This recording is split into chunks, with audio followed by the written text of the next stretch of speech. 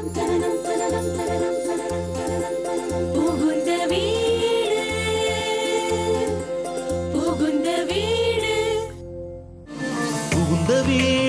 என்பது இறைவனின் பரிசு.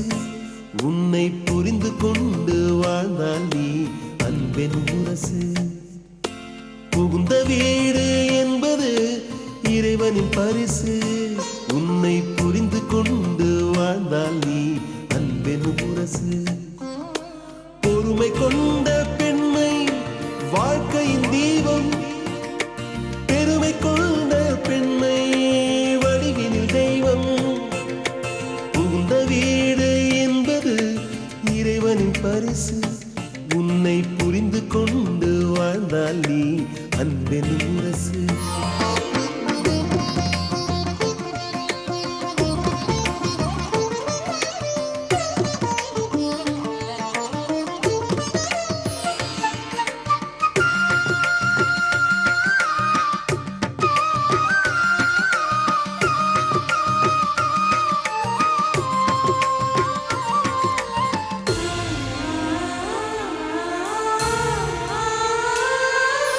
கோலத்திற்குள் புள்ளி போல அவளும் இருப்பாள்.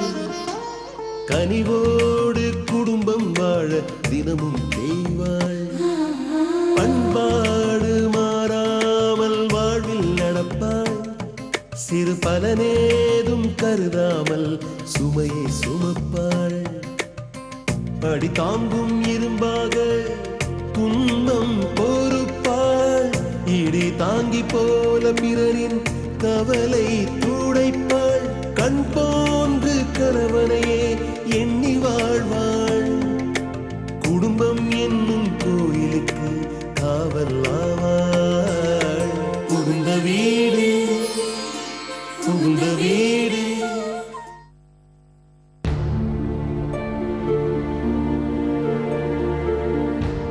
இந்தம்மா. Thanks aunty. தொட்டத்துக்கெல்லாம் தேங்க்ஸ் சொல்றாளே. Coffee super aunty. எதுக்கு ஐஸ் வைக்கிறானே தெரியலையே.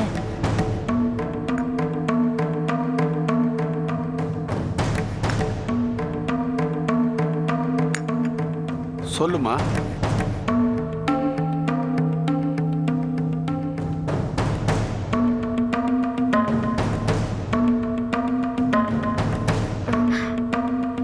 அங்கிள், நான் உங்க பையன் ரகுவை விரும்புறேன்.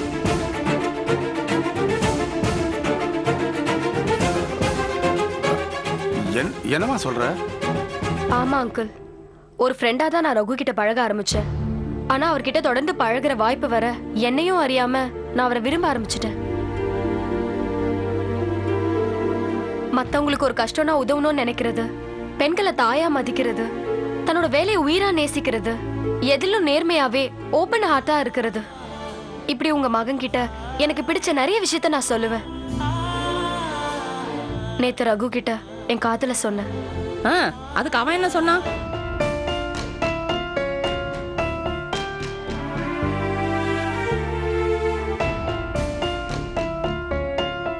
இப்ப என் கவனம்லாம் என் வேலையில மட்டும்தான் இருக்கு. காதல் கல்யாணத்தெல்லாம் நினைச்சு பாக்குற நிலைமையில நான் இல்ல. என்ன மறந்துடுன்னு சொல்லிட்டாரு. அங்கிள், அப்பா ஊர்ல இருந்து போன் பண்ணியிருந்தாரு. வீட்டுல என் அத்தை பையனை எனக்கு கல்யாணம் பண்ற முடிவுல இருக்காங்க. ஆனா ரகுவை விரும்புறதுனால எனக்கு கல்யாணத்துல இஷ்டம் இல்லைன்னு தட்டி கழிச்சிட்டேன். ரகு இல்லாத லைஃப் என்னால நினைச்சு பார்க்க கூட முடியல. நீங்க சம்மதிச்சு ரகுவைய சம்மதிக்க வச்சீங்கன்னா எங்க அப்பா வந்து உங்ககிட்ட பேச சொல்றேன். எனக்கு கல்யாணம்னு ஒண்ணு நடந்தா அது ரகு கூட தான் நடக்கணும். இதுல நான் ரொம்ப உறுதியா இருக்கேன். இத சொல்லிட்டு போக தான் நான் வந்தேன். நான் ஏதாவது தப்பா பேசியிருந்தா என்ன மன்னிச்சிருங்க அங்கிள். நான் வரேன் வரேன் ஆண்டி.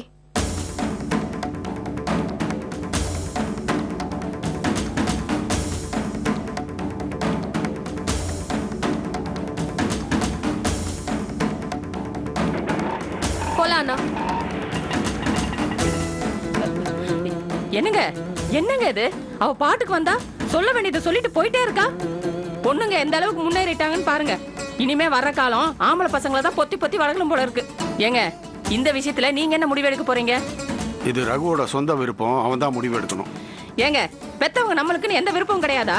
டேய், விசு உன் விருப்பத்தை கேட்டானா இல்ல தேவி தான் உன் விருப்பத்தை கேட்டாளா? ஆனா ரகு மட்டும் ஏன் கேட்கணும்னு நினைக்கிற? அன்னைக்கு அந்த பொண்ணு ஃபோன் பண்ணும்போதே நான் ரகு கிட்ட சொன்னேன், டேய் உன் கவனத்தை வேலையில செலுத்துறான்னு.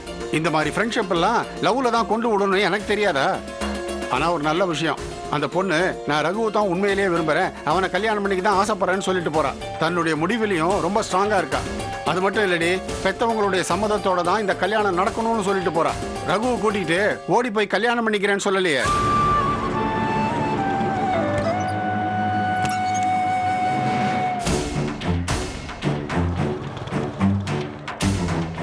வரான், வரட்டும்.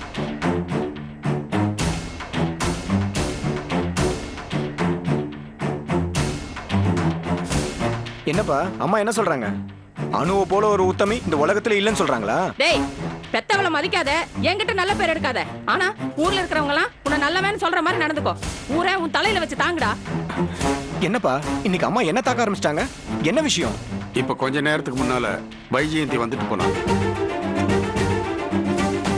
எதுக்கு வந்தாலாம்? ஐயோடா, அப்படியே ஒண்ணும் தெரியாத மாதிரி முகத்தை எப்படி வச்சுக்கிறான் பாருங்க. அம்மா அவ எதுக்கு வந்துட்டு போனான்னு சொல்லுமா. ஆ, எங்க 2 பேரையும் அவளுக்கு மாமனார் மாமியாராக சொல்லிட்டு போறா.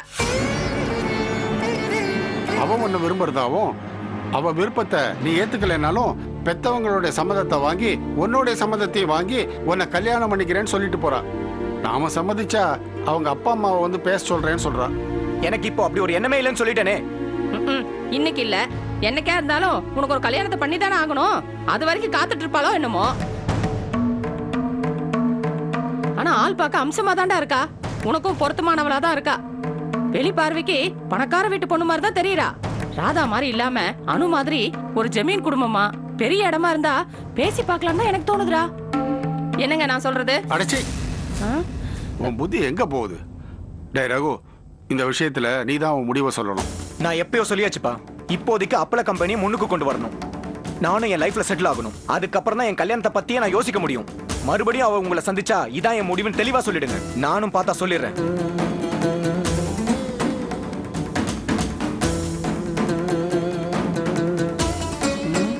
என்ன எப்படி பாக்குறாரு?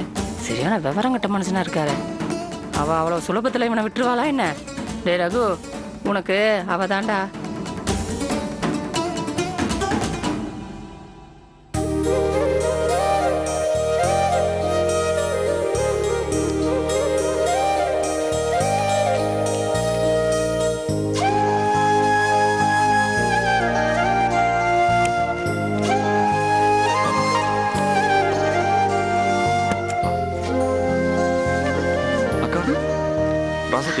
வணக்கம் மேடம். வணக்கம் ராஜாத்தி, உன்னை பார்த்து எத்தனை நாளாச்சு? நல்லா இருக்கியாடி? நல்லா இருக்கேன் மாமி. சி ஹசடு, இன்னும் பழசையே நினைச்சுட்டு இருக்கியா? ராதா முருகனும் இன்னைக்கு எல்லாத்தையும் சொல்லிட்டா. பாவம் நீ சின்ன பொண்ணு, என்ன பண்ணுவ? நீ உன் தப்ப உணர்ந்துட்டியோன்னோ அப்பவே எல்லாம் சரியா எடுத்துடி. இனி நீ எதையும் நினைச்சு அழப்படாது. நீங்க மறுபடியும் வேலைக்கு சேர்ந்ததுல எங்க எல்லாருக்கும் ரொம்ப சந்தோஷம். அப்புறம் என்ன ராசாத்தி, மாமி உனக்கு சொல்ல வேண்டியதெல்லாம் ரொம்ப அழகா சொல்லிட்டாங்க. முருகனை பாத்தியோன்னோ? ஐயா இப்ப சூப்பர்வைசர். நோக்கு புதுசா வேலை கத்து கொடுக்க தேவையில்லை. உன் திறமைய வேலையில காட்டு. முருகனை போல நீயும் ஒரு நல்ல பொசிஷனுக்கு வர முடியும். என்ன ராசாத்தி? சரிங்க மாமி. வேற என்ன, ஏற்கனவே உங்க 2 பேர் கல்யாண விஷயம் பேசி அது அப்படியே நிக்குது. மறுபடியும் நேரங்காலம் கூடி வரட்டும், எல்லாம் தானே நடக்கும்.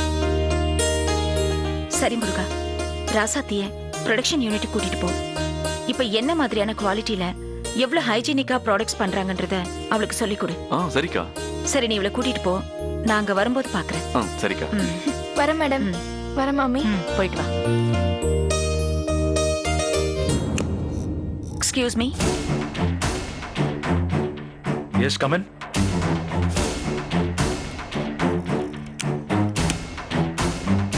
என்ன அப்பள கம்பெனியோட ப்ரொப்ரைட்டர் மேடம் இந்த பேங்கை தேடி வந்திருக்கீங்க? தான் பேங்கோட ஒரு வேல்யூபிள் கஸ்டமரை கிண்டல் அடிக்கிற முதல் மேனேஜர் நீங்கள தான் இருப்பீங்கன்னு நினைக்கிறேன். வேல்யூபிள் கஸ்டமரா? அத நீங்க சொல்லக்கூடாது, நாங்க சொல்லணும். நீங்க எந்த காலத்திலயும் சொல்ல மாட்டீங்கன்னு தான் தெரியுமே. வேல்யூபிளான கஸ்டமரா இல்லனா கூட நீங்க கிண்டல் அடிக்கலாமா? இங்க பாருங்க, இன்னொரு தடவை இந்த மாதிரி பேசுனீங்க, நான் உங்க மேல கேஸ் ஃபைல் பண்ண வேண்டி வரும். ஏற்கனவே நிறைய தடவை கேஸ் ஃபைல் பண்ணிட்டீங்க, இதுக்காக வேற பண்ண போறீங்களா? அந்த தைரியத்துல தானே கிண்டல் அடிக்கிறீங்க. கணவனே கண் கண்ட தெய்வங்கிற காலம் எல்லாம் மலையேறி போச்சு. நான் உங்க மேல இன்னும் ஆக்ஷன் எடுக்காம இருக்கிறதுக்கு காரணம் என் பொண்ணுக்காகத்தான், தெரியும்ல? வந்த விஷயத்த சொல்லுங்க. ரகு, உட்கார்.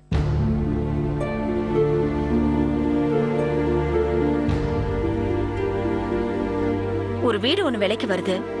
அந்த வீட்டை நான் விலைக்கு வாங்கலான்னு முடிவு பண்ணிருக்கேன். ஒரு பார்ட் பேமெண்ட் என்னால கொடுக்க முடியும், மீதிக்கு லோன் போட்டுக்கலான்னு முடிவு பண்ணிருக்கேன். இந்தாங்க டீடைல்ஸ்.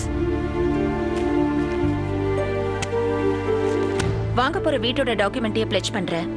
அப்புறம் என்னோட கம்பெனில இருந்தும் ஷூரிட்டி தரேன். நீங்க எனக்கு லோன் தரணும். ஒரு மேனேஜர் மேலேயே கேஸ் போடுவேன்னு மிரட்டிட்டு அவர்கிட்டயே லோன் கேக்குறவங்க நீங்களா தான் இருப்பீங்க.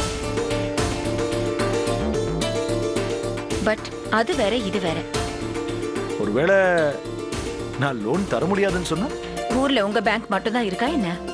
நாங்க எங்க கம்பெனி அக்கவுண்ட வேற பேங்க்குக்கு மாத்திட்டு அங்க போய் லோன் வாங்கிக்கிறோம். தாராளமா பண்ணிக்கோங்க. நீங்க ஒருத்தர் அக்கவுண்ட க்ளோஸ் பண்ணிட்டா நாங்க ஒன்னும் பேங்கையே க்ளோஸ் பண்ணிட மாட்டோம். ஆனா லோன் தர மாட்டேன்னு சொல்ல சரியான ரீசனை நீங்க சொல்லணும். அதுக்கப்புறம் மத்தத பத்தி யோசிக்கலாம். லோன் கேக்குற எல்லாருக்குமே லோன் தர வேண்டிய அவசியம் எங்களுக்கு இல்ல. லோன் வாங்க வரவங்க லோன் வாங்க தகுதியானவங்க தானான்னு பார்க்கணுமே தவிர, வரவங்க மேனேஜருக்கு வேண்டியவங்களா இல்லையான்னு பார்த்தா சரியா வராது. அண்ணி, வேண்டியவங்கன்னா போலி டாக்குமெண்ட் கொண்டு வந்தா கூட லோன் தருவாங்க. எனக்கு தெரிஞ்ச ஒருத்தர் சொந்த வீட்டு டாக்குமெண்டே திருடி தான் வேலை பார்க்குற பேங்க்லயே லோனை வாங்கியிருக்காரு. அவங்களுக்கெல்லாம் கிடைக்கும், நமக்கு தர மாட்டாங்க. ஏய், என்ன என்னைய குத்தி காட்டுறியா? ஐயோ, நீங்களா? அப்போ நான் சொன்னதெல்லாம் செஞ்சது நீங்க தானே ஒத்துக்கிறீங்களா? அப்படின்னா நீங்க எங்களுக்கு லோன் தர முடியாதுன்னு சொல்லவே முடியாது. முடியாது. என்னால உங்களுக்கு லோன் தர முடியாது. உங்களால என்ன செய்ய முடியுமோ தாராளமா செஞ்சுக்கங்க. நாங்கிற ஒரே காரணத்துக்காக லோன் தர மாட்டேங்கிறீங்க. It's okay. இதோட விளைவுகளை நீங்க சந்திக்க வேண்டி வரும். அதான் ஏற்கனவே சொல்லிட்டேனே, உங்களால என்ன பண்ண முடியுமோ தாராளமா பண்ணிக்கங்க. என்ன ரகு, நம்ம மேனேஜர் சார் கிட்ட பேசினது எல்லாத்தையும் ரெக்கார்ட் பண்ணிட்டியா? எல்லாம் ரெக்கார்ட் ஆயிடுச்சு நீ. ஓகே சார், நீங்க பேசின எல்லாம் இதுல ரெக்கார்ட் ஆயிருக்கு. நீங்க எங்களை கிண்டல் அடிச்சது, வீட்டு டாக்குமெண்ட்டை திருடி லோன் வாங்கினதா ஒத்துக்கிட்டது, உன்னால முடிஞ்சதை பார்த்துக்கோன்னு சொன்னது எல்லாம் ரெக்கார்ட் ஆயிருக்கு. இதை ஹெட் ஆபீஸ்ல போட்டு காட்டினா சீக்கிரம் உங்களுக்கு போன் வரும். அப்புறம் உங்க சீட்டுக்கு வர அடுத்த மேனேஜர் உங்களை மாதிரி பேசுவாரா என்ன? சரி, வாரகு போலாம். ஏய் ராதா, மரியாதை. சாரி, நான் தெரியாம பேசிட்டேன். நீ பாட்டுக்கு ஹெட் ஆபீஸ்ல போட்டு காட்டிட்டேன்னா ரொம்ப அசிங்கமாயிடும். வேண்டாம், நான் உனக்கு லோன் தந்துடுறேன், ப்ளீஸ். ஏ ரகு, எரேஸ் பண்ணிடுறா. தந்தா லோன் தரேன்னு சொல்லிட்டேன், என் கண்ணு முன்னாடியே எரேஸ் பண்ணிடுறா கொஞ்சம். மேடம், நீங்களாவது சொல்லி அவனை கொஞ்சம் எரேஸ் பண்ண சொல்றீங்களா? ரெக்கார்ட் பண்ணி இருந்தா தானே அவன் எரேஸ் பண்ணுவான். இதுக்கே இப்படி பயப்படுறீங்களே, உண்மையிலேயே ரெக்கார்ட் பண்ணியிருந்தா? பயப்படாதீங்க, உங்களை மாதிரி சீப்பான வேலையெல்லாம் நாங்க பண்ண மாட்டோம். நாங்க மிரட்டினாதான் எங்களுக்கு ஃபேவர் பண்ணுவீங்கன்னா இது போல சீப்பான காரியத்தையும் பண்ண தயங்க மாட்டோம். வீட்டோட வேல்யூ 50 lakhs. எனக்கு தேவையான லோன் அமௌண்ட் 40 lakhs.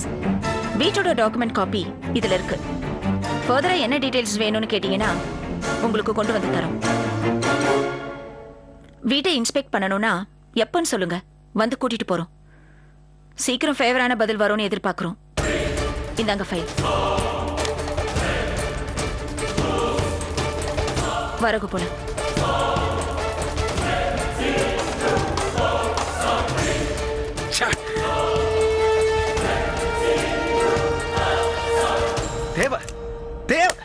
தேவையா இதெல்லாம்? மேடம் ப்ளீஸ் மேடம், அவனை எரேஸ் பண்ண சொல்லுங்க மேடம். தேவை வாய கொடுத்தல, வாங்கி கட்டிக்க, நல்லா வாங்கி கட்டிக்க. ச்சே.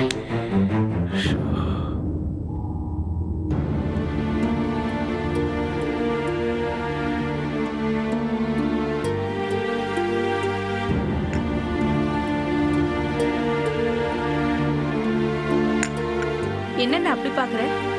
என்ன அம்மாவும் பொண்ணுமா சேர்ந்து என்ன சதி திட்டம் தேடிட்டு இருக்கீங்க? நீ வாங்கி வச்சிருக்கிற திருட்டு நகைகளை மாப்பிள்ள பேங்க்ல அடமானம் வைக்கலாமான்னு பேசிட்டு இருக்கோம். ஆண்டிக்கு நக்கல், மாப்பிள்ளையோட பேங்க்ல என்ன? மாப்பிள்ளைகிட்டே கொடுத்து அடமானம் வைக்க சொல்லுவோம். அந்த ஜமீனோட லாக்கெட் செயின் கூட திருட்டு நகையில வந்தது தானே. எனக்கு என்ன என்னன்னு நான் சொல்றது? உங்க 2 பேருக்கு என்ன பார்த்த விளையாட்டா இருக்கா? அனு, நானும் ஏதோ பேசிட்டு இருக்கோம். இவன் வந்து சதி திட்டம் தீட்டுறதா சொன்னா கோவம் வருமா வராதா? அதுக்காக திருட்டு நகை அடமானம் வைக்கிறோம்னு சொல்லுவாங்களா? போதும், உங்க சண்டையை கொஞ்சம் நிறுத்துறீங்களா? ராதா ஜோசியர் விஷயத்துல என்ன மாட்டி விட பார்த்தா, முருக விச்சு கிட்ட உன்ன மாட்டி விட பார்த்தான். நம்ம நல்ல நேரம், விச்சு அதையெல்லாம் நம்பல. ஆனா நிலைமை எப்பவும் இப்படியே இருக்குன்னு யார் கண்டா? ராதா சைலண்டா இருந்து பெரிய சிக்கல்ல மாட்டி விட்டுட்டா.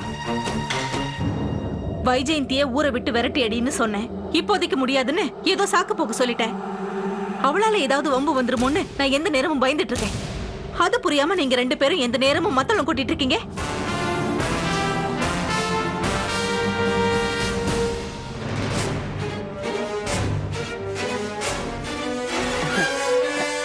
அனுமா, என்ன 3 பேரும் என்ன அப்படி பாக்குறீங்க? நான் ஏன் இங்க வந்திருக்கேன்னு தானே பாக்குறீங்க? சச்சே, அதெல்லாம் ஒண்ணும் இல்ல அத்தை. ஏதாவது புது பிரச்சனையோட வந்திருக்கீங்களான்னு பாக்குறேன். ஏன்னா ராதா எப்போன்னு காத்துட்டு இருக்காளே. சேச்சே, நான் ஒரு பிரச்சனையை கொண்டு வரலானோ? என் மகன் ரகு இருக்கான்ல, நல்ல புள்ள மாதிரி சுத்தி சுத்தி வருவான்ல, அவனையும் ஒரு பொண்ணு லவ் பண்ணுதானோ?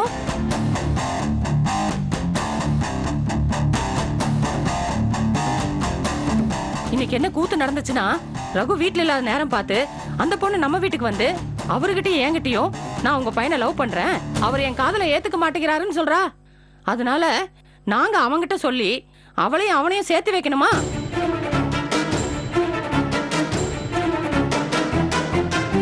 அவ போனதுக்கு அப்புறம் உன் மாமனார் என்ன சொன்னார் தெரியுமா?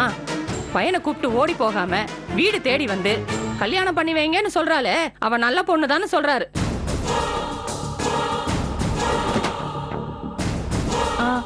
அத்தை, அவ வந்துட்டு போன விஷயம் உங்க பையனுக்கு தெரியுமா? அவ வந்துட்டு போன கொஞ்ச நேரத்திலேயே அவனும் வந்துட்டானே. என்னடா விஷயம்னு கேட்டா, எனக்கு அப்பள கம்பெனிய முன்னுக்கு கொண்டு வர கடமை இருக்கு, அதனால இப்போதைக்கு கல்யாணத்தை பத்தி நினைக்கவே முடியாதுன்னு சொல்லிட்டான். இந்த மாதிரி அவளும் ஒரு ஜமீன் வீட்டு பொண்ணாவோ இல்ல பணக்கார வீட்டு பொண்ணாவோ இருந்தா அவனுக்கே அவளை கட்டி வச்சிடலான்னு அவளை பத்தி கேட்டதுக்கு என் மேல எரிச்சலாயி வல்ல நூலுகிறான். அவனுக்கு கல்யாண யோகம் கூடி வந்துச்சு போல இருக்குமா. அவளும் அவனுக்கு பொருத்தமா பார்க்க அம்சமா இருக்கா. பார்க்கலாம் என்ன நடக்குதுன்னு. சரி, இந்த விஷயத்தை உன் காதுலயும் போட்டு போலான்னு தான் வந்தேன். அவ பேர் என்னன்னு சொல்லவே இல்லையா அத்தை? ஐயோ ஆமால, வைஜந்தி. அவ அவ குடும்பத்தை பத்தி ஒண்ணுமே சொல்லலையா? எங்க சொன்னா? அவ பாட்டுக்கு வந்தா படபடன்னு விஷயத்த சொன்னா கிளம்பி போயிட்டே இருக்கா. ஆமா, நீ என்ன நினைக்கிறானோ?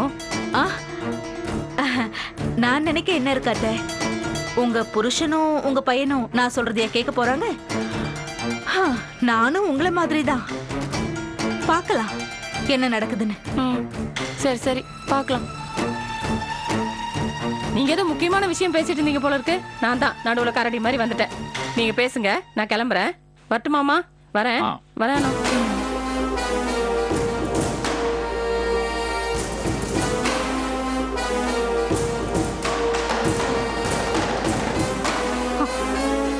இப்ப புரியுதானே என்னோட பயம் என்னன்னு? விஷயம் மாமனார் வீடு வரைக்கும் வந்தாச்சு. ஏன் அங்கிருந்து இங்கேயும் வந்தாச்சு. விச்சுக்கு மட்டும்தான் இன்னும் தெரியணும். வைஜெயந்தி ரகுவை கல்யாணம் பண்ணாம ஓய மாட்டா. அந்த கல்யாணம் நடந்துட்டா அவதான் ஜமீனோட உண்மையான வாரிசுன்னு விச்சுக்கு தெரிஞ்சிடும். அப்படி தெரிஞ்சிட்டா நாம அம்பேல். அண்ணே, நீ என்ன செய்வியோ ஏது செய்வியோ எனக்கு தெரியாது. அந்த வைஜெயந்தி இந்த ஊர்லயே இருக்க கூடாது. அவ இந்த ஊரை விட்டு இல்ல இந்த உலகத்தை விட்டே போயாச்சுங்கிறத தவிர நீ வேற எதையும் என்கிட்ட சொல்லக்கூடாது. புரிஞ்சுதா?